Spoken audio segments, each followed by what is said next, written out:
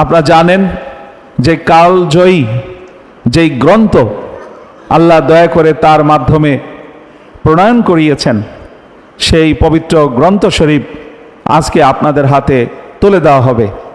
সম্মানিত ভাইয়েরা, মহান মুর্শেদ বাবা দেওয়ানবাগী সেই আদর্শের ধারক এবং বাহক হয়ে আমাদের দয়াল ছোট হুজুর তিনি যেই বই মোবারক প্রণয়ন করেছেন, এই বই মোবারকের উদ্বোধন হতে যাচ্ছে বাবে মদিনা কেন্দ্রীয় রওজা শরীফ থেকে।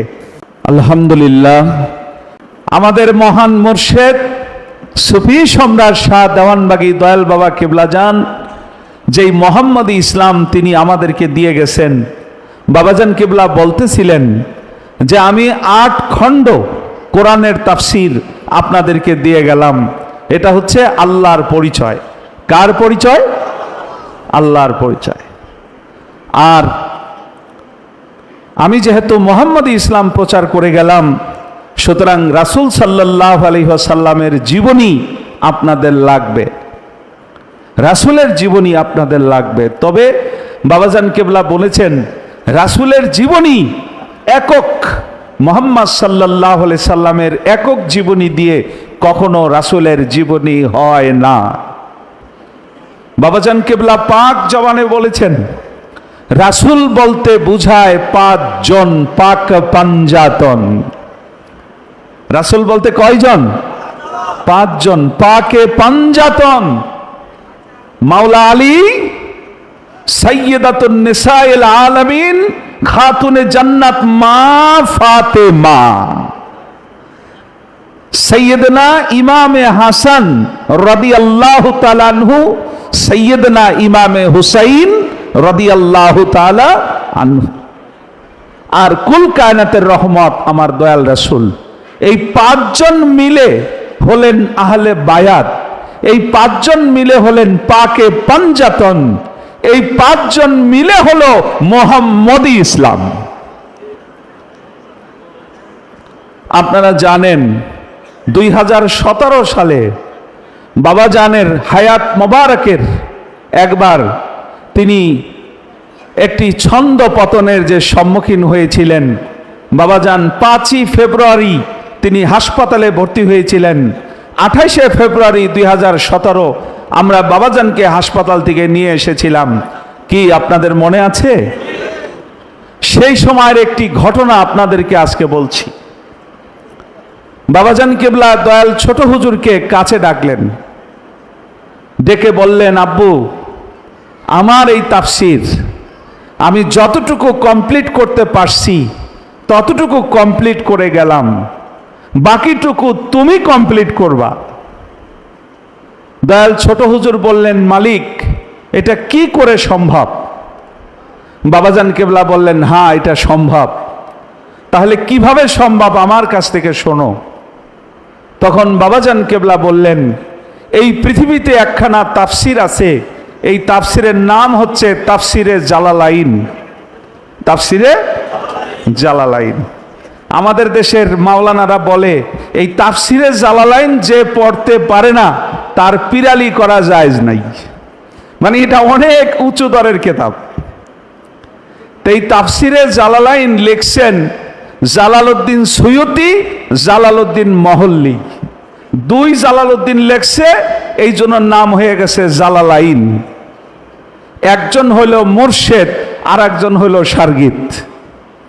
মুর্শেদ অর্ধেক কমপ্লিট করে গেছে, বাকি অর্ধেক শারগিত কমপ্লিট করছে।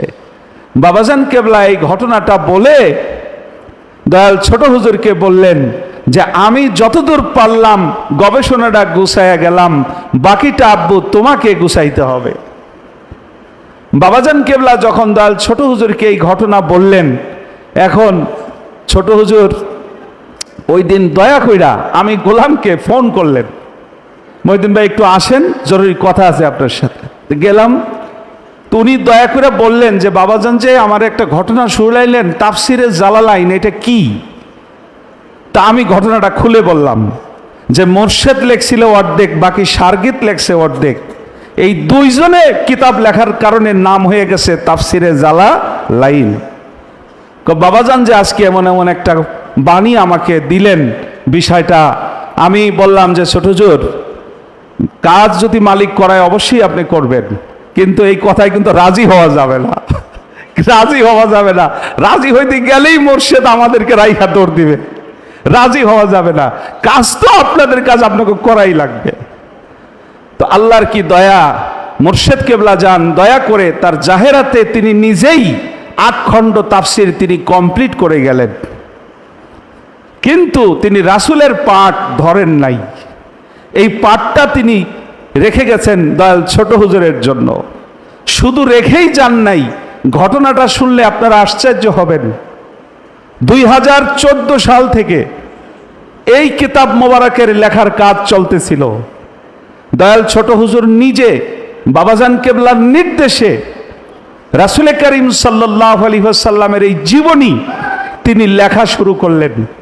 প্রতিনিয়ত আমরা যেভাবে তাফসিরে বাবাজানকে ফাইল শুনাইতাম, এইভাবে এই কিতাব মোবারকের কতটুকু লেখা হয়েছে বাবাজান প্রতিনিয়ত খোঁজ নিতেন। প্রতিনিয়ত রাত 8টা 9টা পর্যন্ত তাফসিরের কাজ শেষ কইরা আবার বাবে রহমতের 5 তলায় দয়াল ছোট হুজুরের গবেষণা কেন্দ্রে যাইতাম। ওখানে রাত 10টা 11টা 12টা, কোনোদিন রাত 1টাও বাজে যাইত। এই কিতাব মোবারক উনি কিভাবে লিখতেছেন, ওনার সান্নিধ্যে বসে ওনার এই গবেষণার পদ্ধতিগুলা দেখতাম। আশ্চর্যের ব্যাপার হলো, বাবাজান যেইভাবে গবেষণা করতেন, দয়াল ছোট হুজুর ওই একই পদ্ধতিতে এই কিতাব মোবারকের তিনি গবেষণাটি করেছেন, একই পদ্ধতিতে। এবং আরো মজার ব্যাপার হইল, আপনারা শুনলে আশ্চর্য হবেন, এই কিতাব মোবারকে আপনি রাসূল সাল্লাল্লাহু আলাইহি সাল্লামের পরিপূর্ণ জীবনী মোবারক পাবেন। পাশাপাশি মাওলা আলী, যিনি রাসূলের আহলে বায়াত, আল্লাহ রাসূল সাল্লাল্লাহু আলাইহি সাল্লাম বলছেন, আমি হলাম জ্ঞানের শহর, আর আমার সে আলী হইলেন ওই শহরে প্রবেশের দরজা। সেই মাওলা আলীর রাদিয়াল্লাহু তাআলা আনহুর পরিপূর্ণ জীবনী মোবারক এই কিতাবে আপনি পাবেন। শুধু তাই নয়, জান্নাতের সমস্ত নারীদের যিনি প্রধান, মা ফাতেমা, সেই মা ফাতেমার পরিপূর্ণ জীবনী মোবারক আপনি এই কিতাবের মধ্যে পাবেন। শুধু তাই নয়, জান্নাতের সমস্ত যুবকদের সর্দার সৈয়দনা ইমাম হাসান, সৈয়দনা ইমাম হুসাইন রাদিয়াল্লাহু তাআলা আনহুমা, হাসনাইন কারিমাইন, ওনাদের পরিপূর্ণ জীবনী মোবারক এই কিতাবের মধ্যে আপনি পাবেন। তাহলে 5 জনের পরিপূর্ণ জীবনী মোবারক এই কিতাবের মধ্যে আছে। বাবাজান নিজে এই কিতাবের নাম দিয়ে গেছেন স্মৃতি মোবারক। কি মোবারক? স্মৃতি মোবারক। বাবাজান নিজে নাম দিয়ে গেছেন। আমরা যে রাতে যায়া দয়াল ছোট হুজুরের সোহবতে থাইকা এই গবেষণার এই কিতাব মোবারক যে শুনতাম, সকালে বাবাজান দয়া করে নাইমা তার ফার্স্ট কোশ্চেন ছিল যে, কিও মিয়া, কালকে কি ছোট হুজুরের গবেষণায় গেছিলেন? জি বাবা, গিয়েছিলাম। বাবা যে কি খুশি হইতো যদি শুনতেন যে গেছিলাম। বলতেন, কি শুনলেন? কালকে কোন অংশ পড়া হয়েছে? ইমাম হুসাইন রাদিয়াল্লাহু তাআলা আনহুর যে শাহাদাতের ঘটনা এই কিতাবে লেখা হয়েছে, আমার জানা নাই পৃথিবীর ইতিহাসের নজিরবিহীন ঘটনা। সেই 10ই মুহররম কারবালায়, পহেলা মুহররমে কি ঘটছিল, দ্বিতীয় মুহররমে ইমাম হুসাইন কতটুকু পথ গেলেন, তৃতীয় মুহররমে পথে তার সাথে কোথায় দেখা হইল, চতুর্থ মুহররমে তিনি কোথায় গিয়ে তাবু গাড়লেন, পঞ্চম মুহররমে তিনি কতদূর অগ্রসর হয়েছিলেন। এই কিতাব মোবারক যখন আপনি পড়বেন, আপনি এই জাহিরি জগৎ থেকে হারিয়ে যাবেন। আপনি রাসূলের যুগে চলে যাবেন, ইমাম হুসাইনের যুগে চলে যাবেন, ইমাম হাসানের যুগে চলে যাবেন, মা ফাতেমার যুগে চলে যাবেন, মাওলা আলীর যুগে চলে যাবেন, রাহমাতুল লিল আলামিনের যুগে আপনি চলে যাবেন। আমার মনে আছে বাবাজান কেবলা একদিন দয়া করে বাবে রহমতের হুজরা শরীফে বসে বলতেছিলেন যে, আমাকে যদি কেউ রাসূল সাল্লাল্লাহু আলাইহি ওয়াসাল্লামের স্মৃতি তার একখানা ছবি মোবারক, আমার নবীজি কেমন ছিলেন, এই জাহিরি দুনিয়ায় রাসূলের একখানা ছবি মোবারক যদি কেউ আমাকে দিত, আর দিয়া যদি বলতো, হে দেওয়ানবাগী, এই ছবি মোবারকটি আপনাকে দিতে পারি একটা শর্তে, এই পৃথিবীতে আপনার স্থাবর অস্থাবর যত সম্পদ আছে সব আমার নামে লিখে দিতে হবে। আমি দেওয়ানবাগী সব কিছু তার নামে লিখে দিয়ে আমার রাসূলের ছবি মোবারকটা আমি বুকে নিয়ে আমার জীবনকে আমি ধন্য করতাম। তাহলে বাবাজান কেবলা রাসূলকে কিভাবে ফিল করেছেন, রাসূলের স্মৃতি মোবারক কিভাবে ফিল করেছেন? আল্লাহ দয়া করে সেই বন্ধুর সেই আকুতি আল্লাহ কিন্তু পূর্ণ করে দিয়েছেন।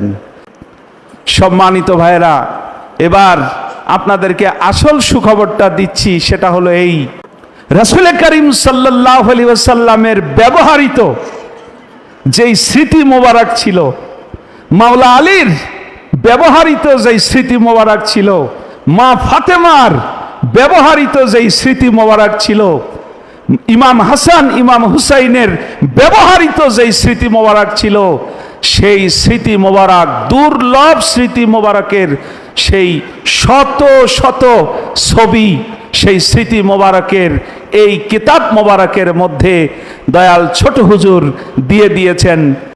এই কিতাব মোবারক যে কি জিনিস হয়েছে, যারা এটা বাসায় নিয়ে পড়ার সুযোগ হবে তারা বলতে বাধ্য হবেন যে কত বড় নিয়ামত এই জগৎবাসীর জন্য আমাদের কনিষ্ঠ সাহেবজাদা হুজুর নিয়ে এসেছেন।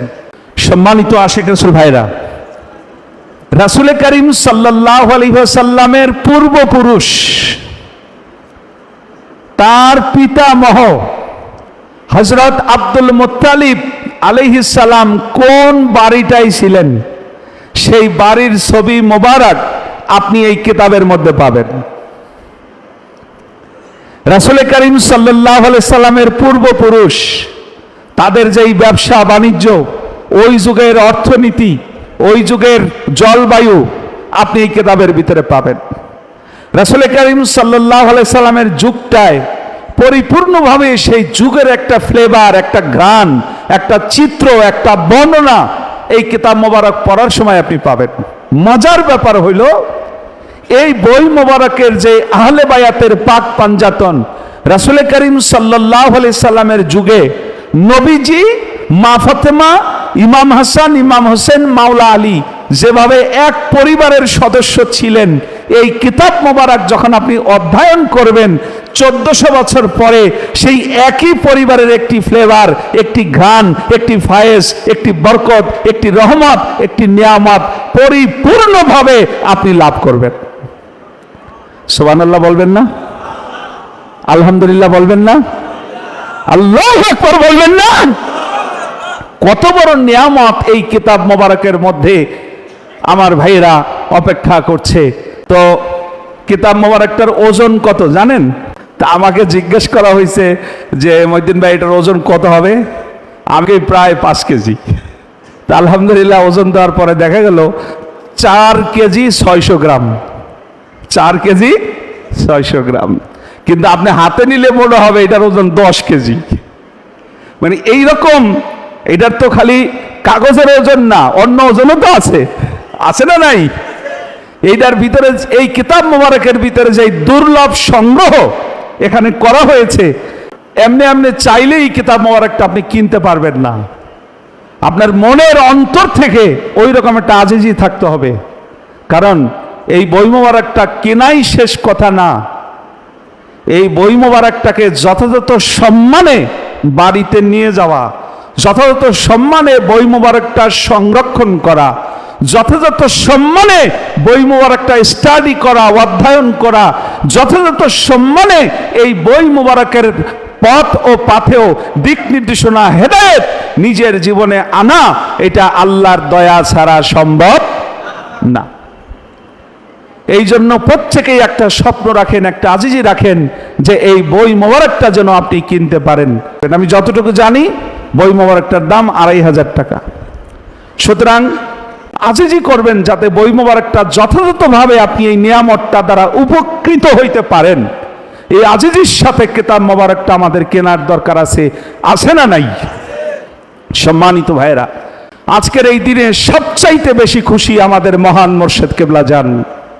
আজকের এই দিনে সবচাইতে বেশি খুশি আমাদের দয়াল মা। কারণ আজকে দয়াল ছোট হুজুরের মাধ্যমে বাবাজানের আদর্শ, বাবাজানের শিক্ষা জগতে চলমান বহমান জারি আছে। আর আজকে সবচাইতে বেশি খুশি কুল কায়নাতের রহমত রাহমাতুল্লিল আলামিন। কারণ আজকে রাসূলের জীবনী মোবারক, রাহমাতুল্লিল আলামিনের জীবনী মোবারক সেই রাসূলের আশেকদের হাতে যাচ্ছে। রাসূলের জীবনীটা রাসূলের আশেকদের হাতে যাচ্ছে। আজকে সবচাইতে বেশি খুশি মাওলা আলী আলাইহিস সালাম, কারণ আজকে তার জীবনী মোবারক তার আশেকদের কাছে যাচ্ছে। আজকে সবচাইতে বেশি খুশি খাতুনে জান্নাত মা ফাতেমা, কারণ মা ফাতেমার জীবনী আজকে আপনার কাছে যাচ্ছে। আজকে সবচাইতে বেশি খুশি সাইয়েদনা ইমাম হাসান, সাইয়েদনা ইমাম হুসাইন, কারণ ওনাদের জীবনী মোবারক আপনাদের হাতে যাচ্ছে।